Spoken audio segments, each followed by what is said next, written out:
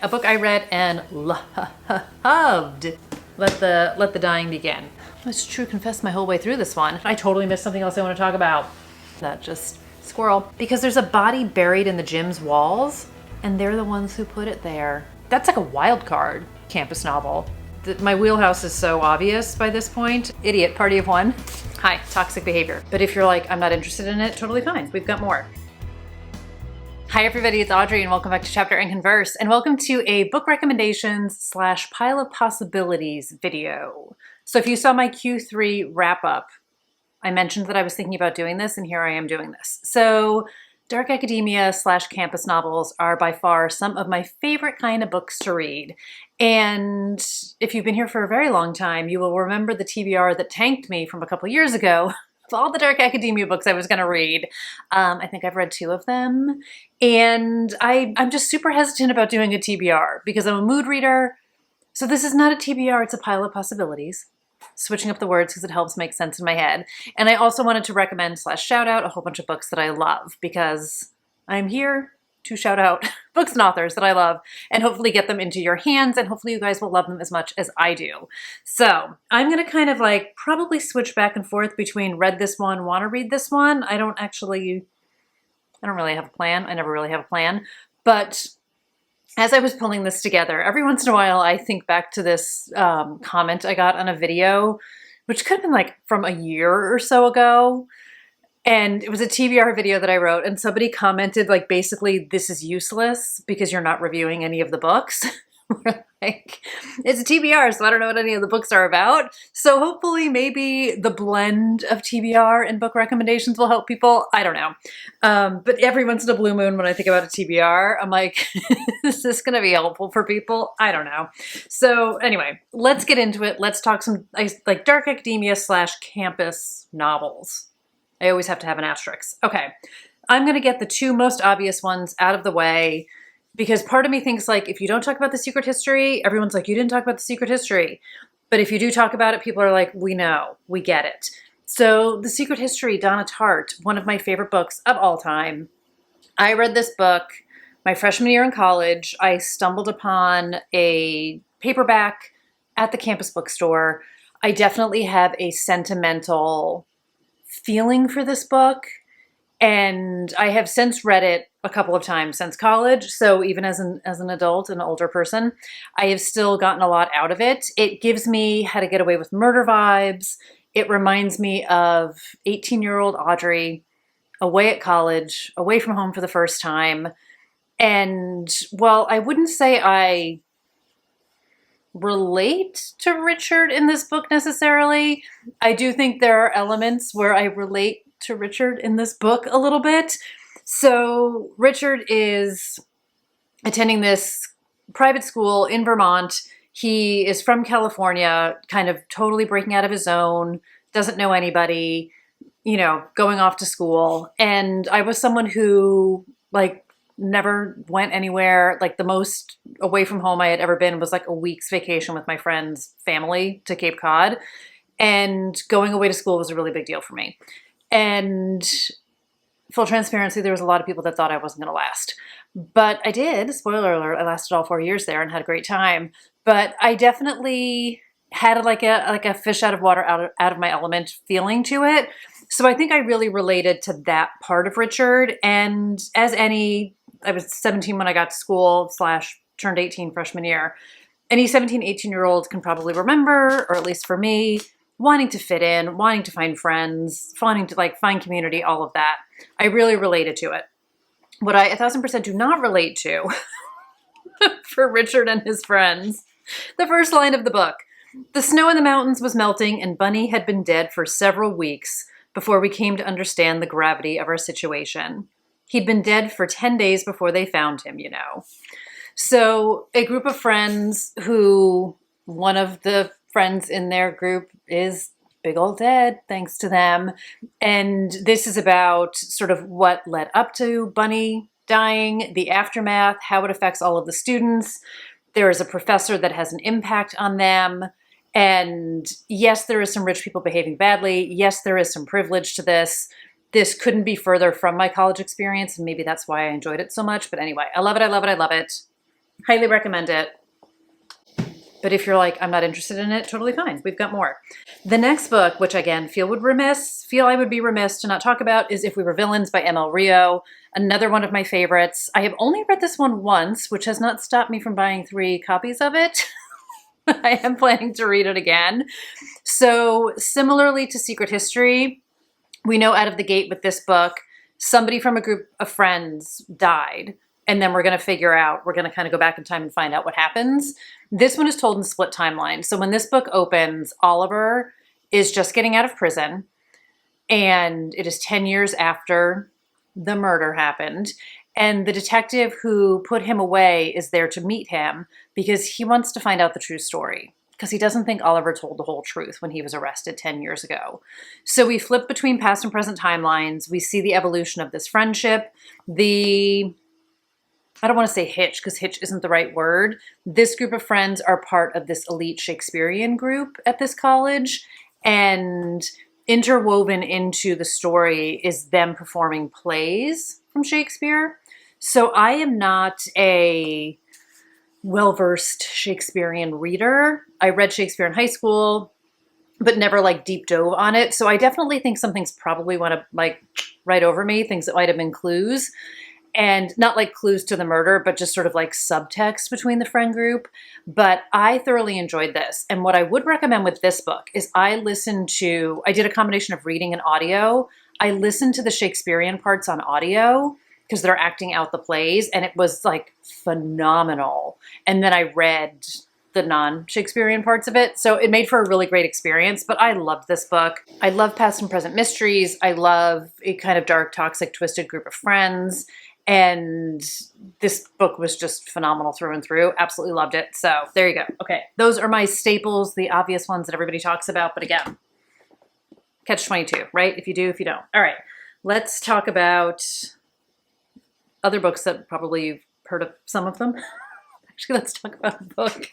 Let's talk about a book I haven't read yet. Okay, first up on my pile of possibilities is For Your Own Good by Samantha Downing. This is the only one of her books that I haven't read yet. I have talked about reading this every Dark Academia season for the past couple of years. I have not picked it up yet. Obviously, it's on my unread pile, and this is going to be my season. So last of her books that I need to read, absolutely want to read it, have stayed spoiler-free for it, which is always a good thing. So the premise of this, it says Teddy Crutcher has just won Teacher of the Year at the prestigious Belmont Academy, home exclusively to the brightest and the best. He says his wife couldn't be more proud, though no one has seen her in a while.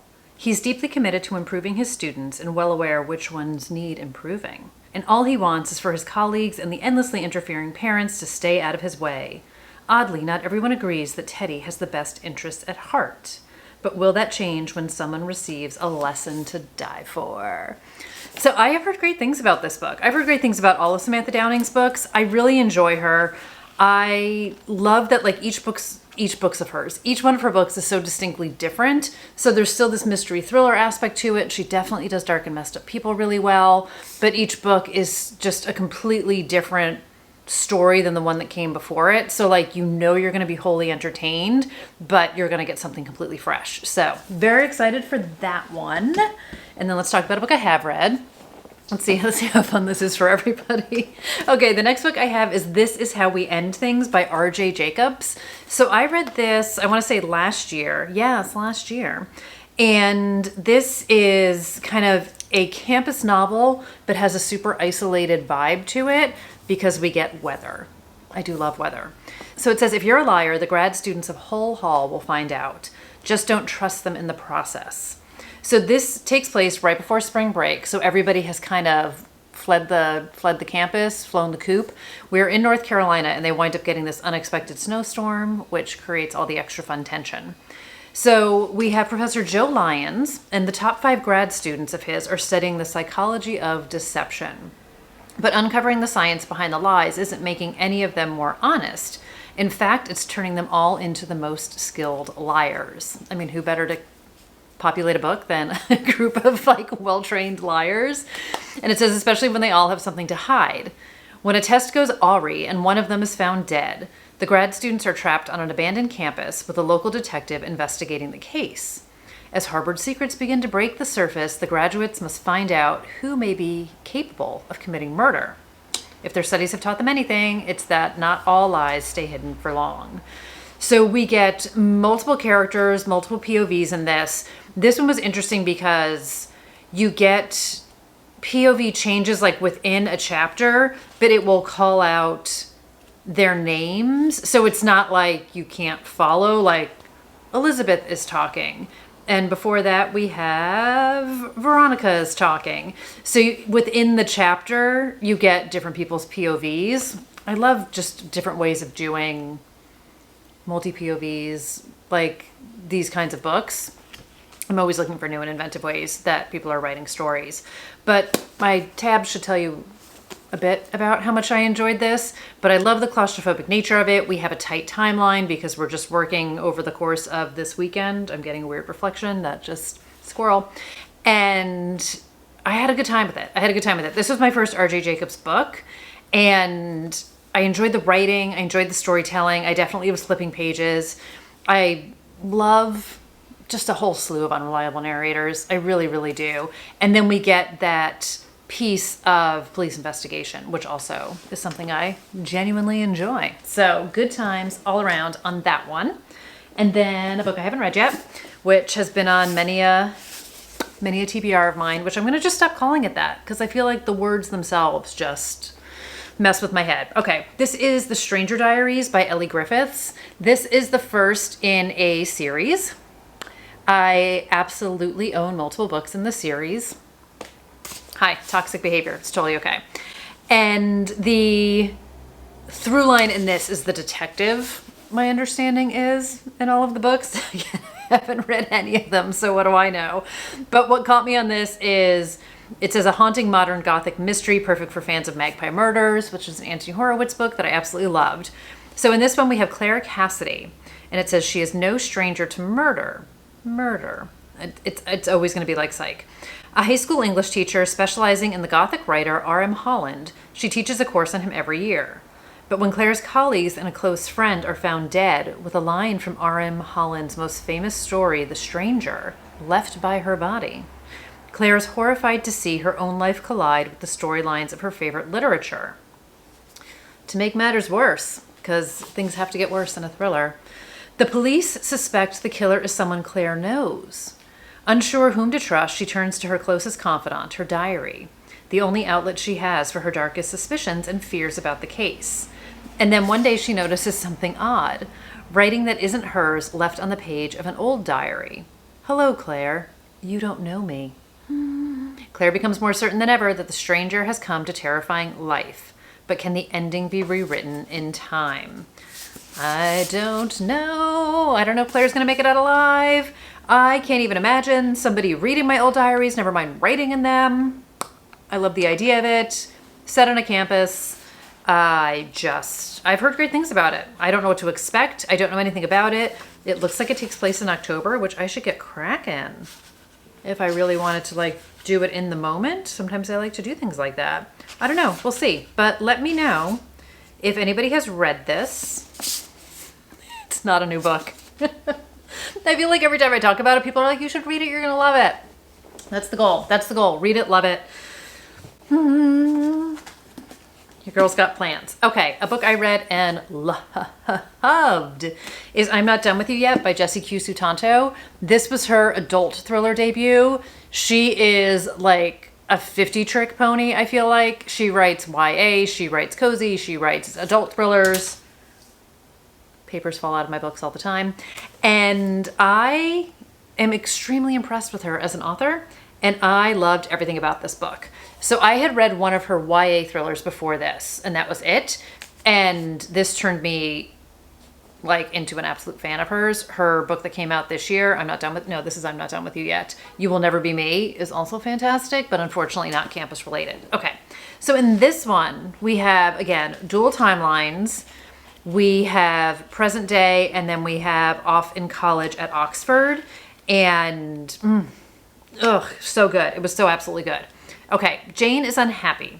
So Jane is a struggling midlist writer, and she's living in the Bay Area with her husband. Life is it's just not going anywhere. It's a whole lot of nothing going on. And, you know, she's cruising the papers. And there's only one person who she's ever cared about, and it is her former best friend, Thalia. And lo and behold, she's cruising the papers, and then who does she see at the top of the New York Times bestseller list but her former best friend, Thalia, from Oxford. And Jane is jealous. Jane is eager to see her. Jane is eager to reconnect because they lost touch after those years that they spent as roommates and friends at Oxford. So Jane winds up finding out that Thalia is going to be at a book convention in New York City in a week. So without her husband's knowledge, she kind of pulls together some pennies and she books a flight and she heads out to New York City to see her former best friend who doesn't know she's coming. So we wind up getting, again, past and present timelines. We find out why they weren't friends in the present, like why they lost touch, their current reuniting, because Jane is very much like, all right, I lost my best friend once, I'm not going to lose her again. This is so much fun. Again, going from a YA book to an adult thriller that is super dark was one of the most delicious experiences. I absolutely loved it. Again, the dog earring should tell the entire story here. There's such great characters. This is so well written. Jessie Q. Sutanto is a phenom to me. If anybody follows her on Instagram with her writing process, I mean, I've been writing the same book forever. She's probably cranked out 10 books at the time I'm still working on my one, but not to compare. There's nothing healthy about comparing yourself, but I loved it. So there's a 9-year time gap between past and present tense. Get a lot of characters in their friend group, and I just absolutely devoured it so much. And I highly recommend it. So again, if you're not reading it, if you haven't read it, if you're curious about it, I would highly recommend it. And then if you are like a fan of Oxford, let's switch it up a little bit. Let's go to another book that I have read. This is The It Girl by Ruth Ware. This is her dark academia book, which I absolutely loved. Not a spoiler to tell you guys, I'm a massive Ruth Ware fan. I have one book left of hers to read, and then I am read to zero. And this book is set in Oxford, again, past and present timelines. Couldn't be more different from the Jessie Q. Sutanto book, but if you are someone who maybe gravitates to a location in a book, watch me make some parallels here. So in this one we have, it's Hannah who found April's body 10 years ago. It was Hannah who didn't question what she saw that day. Did her testimony put an innocent man in prison? She needs to know the truth, even if it means questioning her own friends, even if it means putting her own life at risk. Because if the killer wasn't a stranger, could it be someone she knows? Dun dun dun. So we get a before and after timeline in this one. And as it says, Hannah was responsible for calling out the killer of her roommate at Oxford, who she found dead in their dorm room. And many years later, he has died in prison, and Hannah is basically starting to question everything back then, as one is apt to do in a thriller. So we wind up seeing the group of friends in the past and in the present, which I love. I love the evolution of a friend group. I love getting to see how things have changed, how what happened in the past have impacted them, secrets, lies, all the great things in between. Why is my phone beeping so much? And I just love it. I just absolutely loved it. So I had a really fun time with this book. I really enjoy Ruth Ware's writing. I really enjoy her characters. Again, I feel like there's a relatability to being an odd girl out. So like I would never be the April. I would never be the it girl. Like, another great book, which I actually didn't pull, is The Girls Are Also Nice Here by Laurie Elizabeth Flynn. It's another past and present timeline. That one has a reunion that brings people back together again. And Sully is like the cool it girl of that book. Like I will never be the Sully. I was never the Sully of the story. So I feel like I always relate to these outsider characters coming into the situation. And I love the idea of not even necessarily like seeing what you want to see, but thinking you know something like so deep to the core, only to find out many years later that maybe everything you thought wasn't true. And unrelated to like all of this, but I talked about, or like unrelated to dark academia, I talked about in my recent video, I don't know if it was the Q3 video, if it was something else, I feel like it was the Q3 video. I've been watching like true crime documentaries as part of like my research for puzzling together part of my book. Anyway, long story short, I was watching the one about Heyman Lee and Adnan Syed about, was he wrongfully convicted? It was the 4-part series that was on HBO. It's from, I think, like 5 or 6 years ago. So he was still in prison at the time. But all of these people who were friends with them in high school, who in the aftermath of Serial are hearing new theories or learning new things or learning more about the case. And one of the women who was friends with both of them in high school says like how hard it is to try and unlearn things that you have believed to be true for 20 years and to kind of step back and realize that you were never told the whole story, or everything you thought you knew maybe wasn't totally correct, or maybe you were seeing it through a different lens. So that idea of being so certain about something only to have questions start to seep in, and how can you like see things with a new perspective. Anyway, I'm probably going way too deep here, but I loved it. I thought it was absolutely great. Like I said, I'm a massive fan of hers. I will read anything that she writes, and I loved her hand at Dark Academia. Absolutely loved it. Okay, so let's try this one. Another book I haven't read. I bought this last year. I was going to read it right away. Toxic. This is The Legacies by Jessica Goodman. This is a YA thriller. I think this is the only YA book I have on the list. If you're looking for YAs, like you can do Truly Devious, which has a private school. You could do The Study in Charlotte, which is another private school. Charlotte Holmes, Jamie Watson, great YA. There's a lot of great YA. Dark Academia, anyway, boarding school. This is The Legacies, Money Talks, Secrets Kill. So I will be totally honest with you guys. The reason why this book grabbed my attention is because the first book I ever finished was called The Legacy, and obviously it never got published, but never say never, but the title caught my eye. So this is Backstabbing, Betrayal, and Blackmail. So we are at Excelsior Prep, and it says scoring an invitation to the Legacy Club in New York City is more than an honor. It gives lifetime access to power and wealth beyond any prep school doors.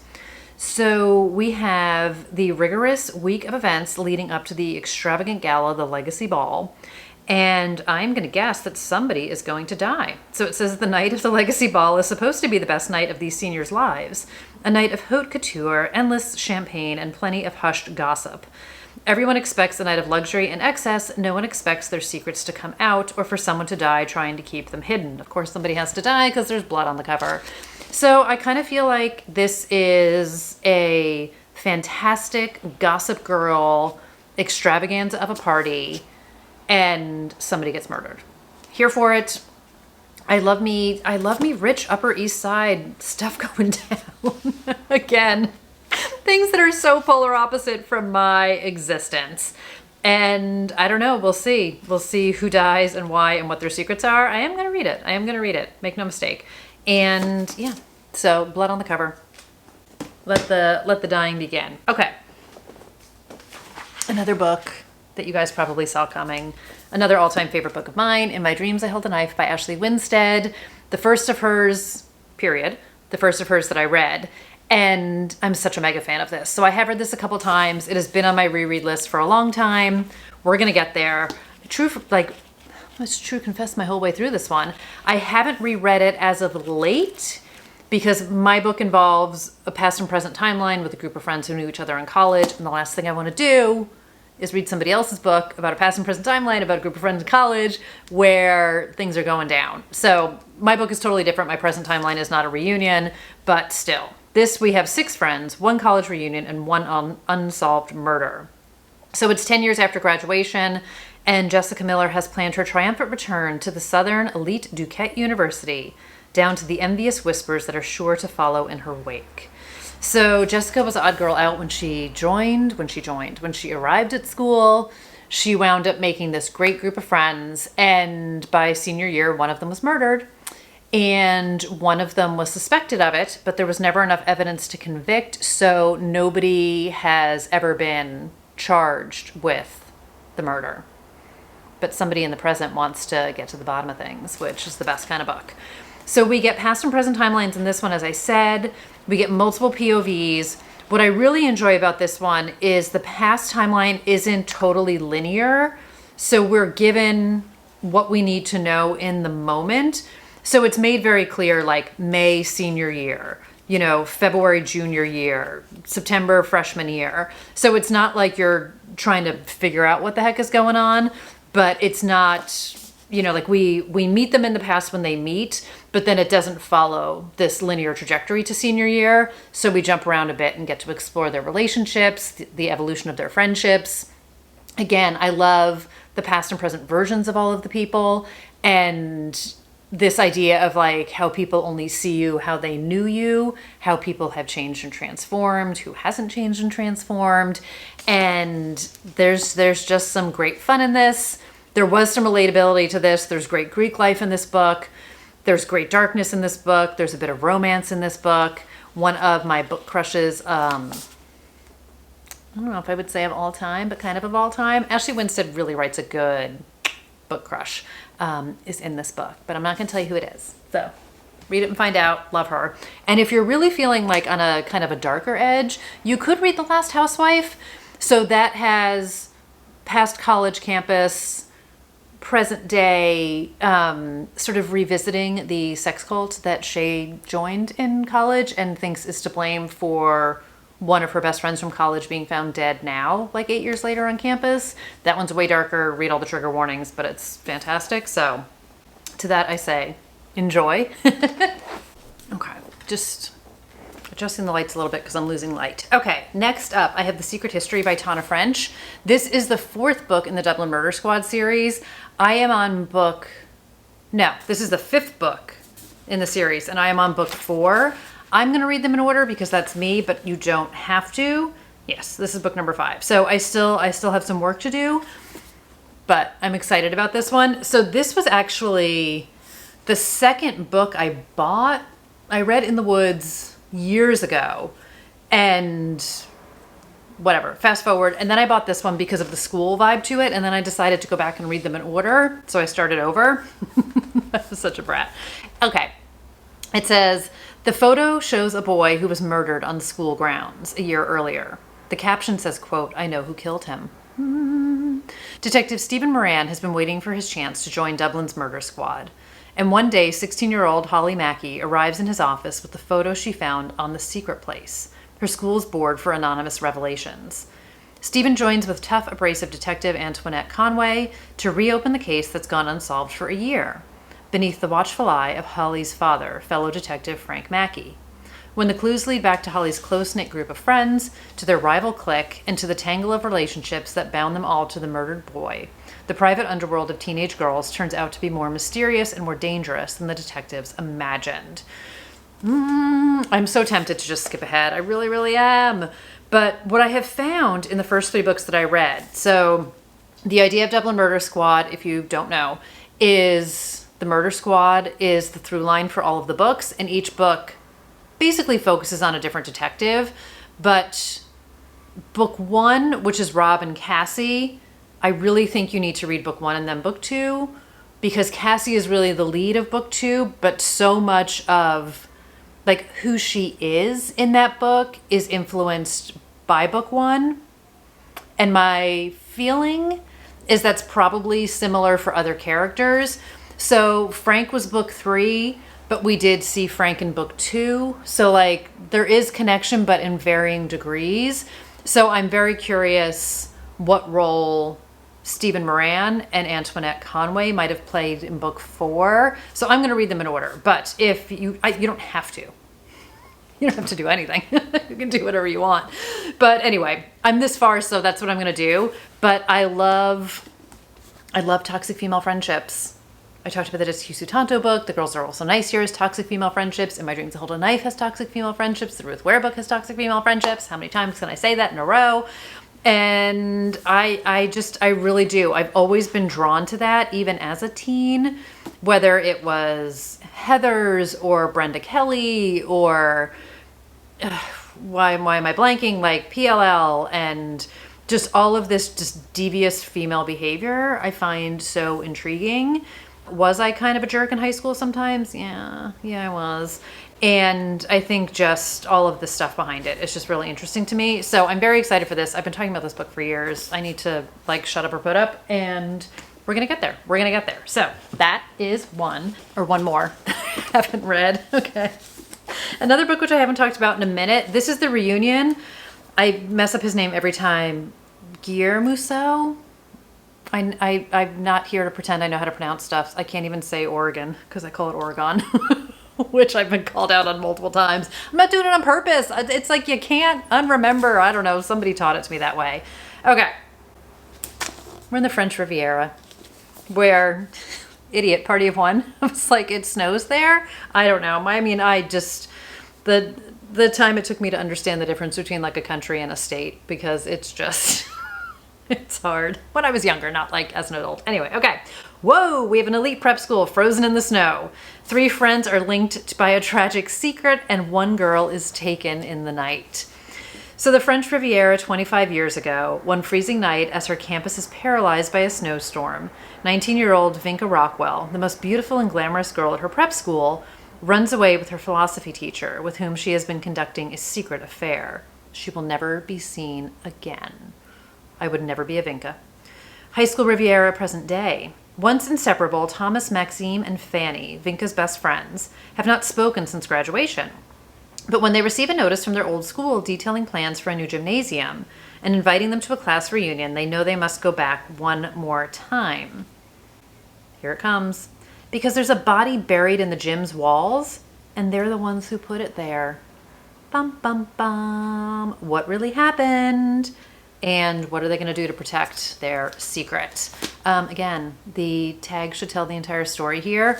I loved this book. This is the first of his books that I read. I have multiple other ones that I need to read. Don't come for me. We get a map, which I love. As someone who's trying to map out a college campus, I totally appreciate this. And past and present timelines. Group of friends with one heck of a secret to keep.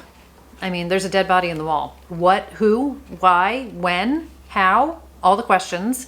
This reminds me, but doesn't remind me, but reminds me of Ashley Winstead, Midnight is the Darkest Hour, where a skull is found in the bayou, and the main character in that book is like, yeah, I'm pretty sure I know who that is because I put it there. So then we find out all the details.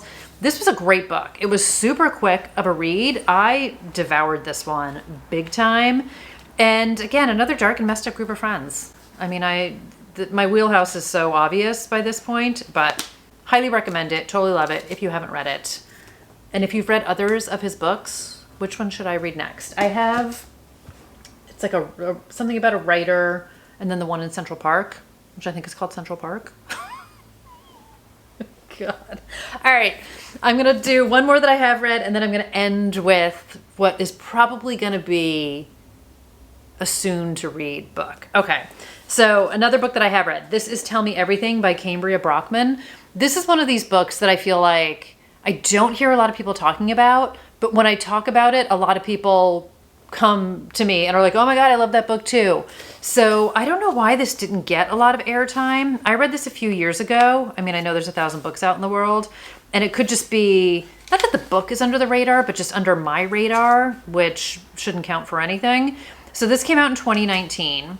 We are set at Hawthorne College. And again, we get a past and present timeline. So similar to In My Dreams, where we see this group of friends, we meet them when they meet. We actually meet them senior year, but then we go back and we meet them as when they meet, and we see the evolution of their friendship.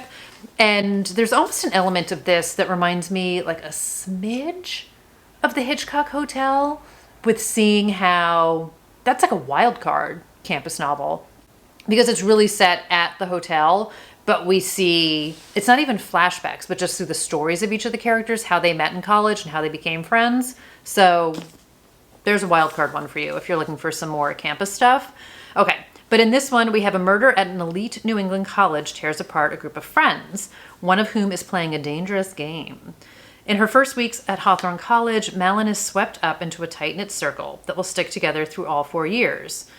So we get, everyone's kind of got their own thing going on. And it says, but Malin isn't like her friends. She's an expert at hiding her troubled past. She acts as if she shares the preoccupations of those around her, like dating and partying, all while using her extraordinary insight to detect their deepest vulnerabilities and weaknesses. So when this book opens, it's senior day, and it says, by senior day, on the cusp of graduation, Malin's secrets and those of her friends are revealed. While she scrambles to maintain her artfully curated image, her missteps set in motion a devastating chain of events that ends in a murder. This was, I feel like I would say like both unexpected, but like everything I wanted it to be.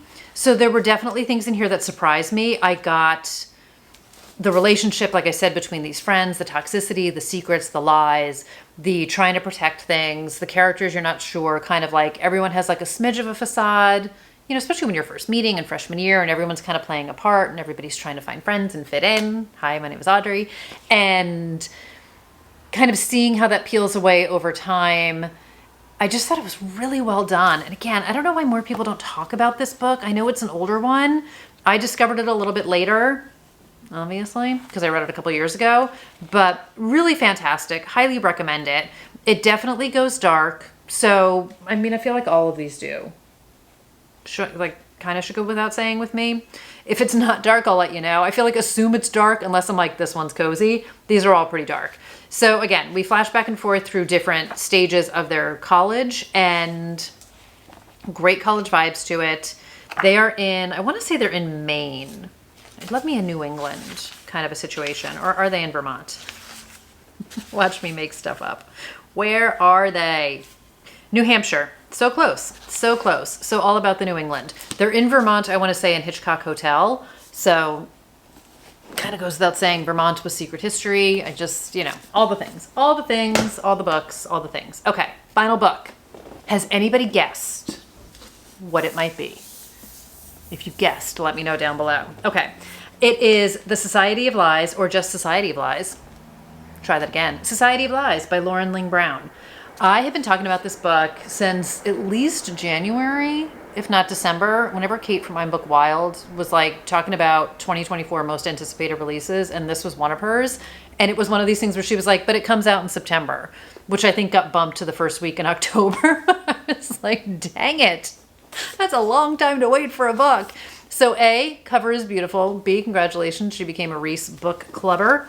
And I've heard great things about this. So I didn't even sleep on it because it literally just came out, but oh my God, the cover's on upside down. I was like, why is the book upside down?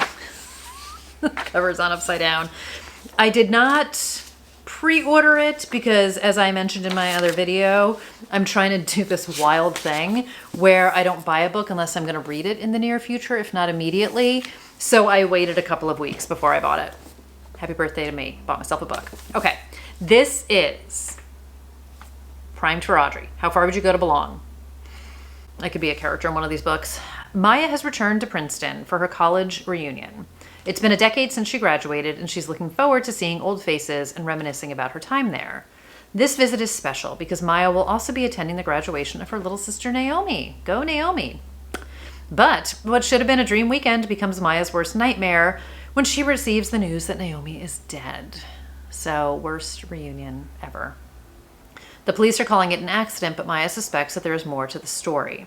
So as Maya pieces together what happened in the months leading up to her sister's death, she begins to realize how much Naomi hid from her.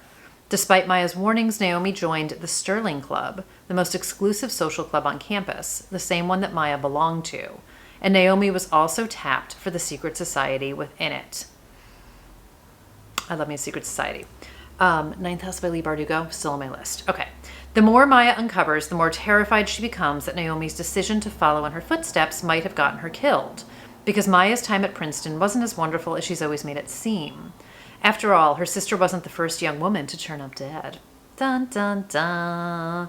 Now, every clue is leading Maya back to the past and to the secret she's kept for all these years. Secret society, past and present timelines, lies. Sorry about your dead sister. A college reunion. I'm guessing we're going to get some past and present friends. When I say like I know this about the book, I don't know anything else about the book. I haven't watched interviews. I don't want to say like I trust no one, but like I don't want even an inkling of something because I've been burned so many times before, even in spoiler-free things. So I usually try to avoid the author deep dives until after I've read the book. It's pretty much how I roll. So it looks like we're getting, I'm just looking at some titles. We've got Maya's POV. It looks like we get Naomi's POV. before she's dead. This isn't a ghost book. And we'll see what's going to happen. We'll see what's going to happen. So it's had great reviews, and I'm really excited for it. Dark Academia, Secret Societies, Murder, What's Not to Love. Same, Jessica Payne. You're absolutely nailing it. Okay. And yeah, we'll see. We will see. So stay tuned for my review on this. I make no promises when I'm going to read the other ones, but I really want to, I swear. And then let me see. I don't think I missed anything else that I want to talk about. I totally missed something else I want to talk about. Another TBR book. Okay, hold on. Okay, so a book that used to sit like more prominently on my bookshelf that people used to comment on in videos, because you could see it behind me, that I haven't read yet. And I only moved it because every once in a while I reshuffle things. This is Black Chalk by Christopher J. Yates. This came up in some search I did a couple years ago for Dark Academia. This is 1 game, 6 students, 5 survivors. And so many things I've heard about this book is like, go into this not really knowing anything about this book. I've seen mixed reviews, but they seem to, it seems like a never or forever book. Like people either like love it or like no, which reminds me of The Secret History, because I feel like people either love it or they don't. As someone who loves it, it doesn't mean I'm going to love other books that people have strong feelings on. I understand that, but I'm intrigued and I bought it. So, you know, should probably give it a go. Okay. Set in New York City and at Oxford University. This should have been in my Oxford pile. A group of 6 students play an elaborate game of dares and consequences with tragic results. So it says it was only ever meant to be a game played by 6 best friends their first year at Oxford. A game of consequences, silly forfeits, and childish dares. But then the game changed. The stakes grew higher and the dares more personal and more humiliating, finally evolving into a vicious struggle with unpredictable and tragic results. Now, 14 years later, the remaining players must meet again for the final round. Who knows better than your best friends what would break you? Jerks. A gripping psychological thriller, partly inspired by the author's own time at Oxford. Love. Black Chalk is perfect for fans of the high-tension expert pacing of The Secret History. Love. And the Bellwether Revivals, which I don't know what that is. Don't come for me. The author's background in puzzle writing and setting can clearly be seen in the plotting of this clever, tricky book that will keep you guessing till the very end.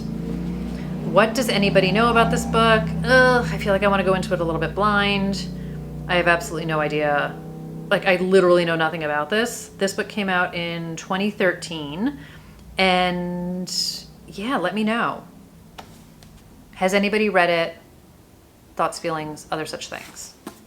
Okay, that's really it. I'm going to end there. This video is probably like an hour long. So that's going to do it. That is a whole bunch of books that I loved, that I highly recommend you check out if you were into the genre, and a pile of possibilities, because I am rebranding it, books that I would like to read. So if you guys have read anything in the POP, pile of possibilities, let me know. Recommendations there, anything maybe to prioritize, feel free to share. And definitely share down below books that you would recommend in the genre, because people are here not just for me, they're here for you guys, they're here for the sharing down below. And I personally have gotten a lot of great recommendations out of it, and I know other people have as well. So feel free to share down below. Let me know what's going on. I hope everyone's doing really great. I hope you guys are enjoying.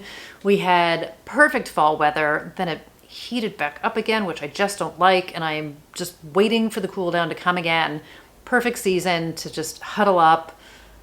You guys know I have grand plans of writing, but I also have some grand plans of getting lost in books. So we'll see what happens there. But until next time, thank you guys so much for watching. Thanks for being here. That is that, and I will talk to you guys soon. All right, take care, everybody. Bye.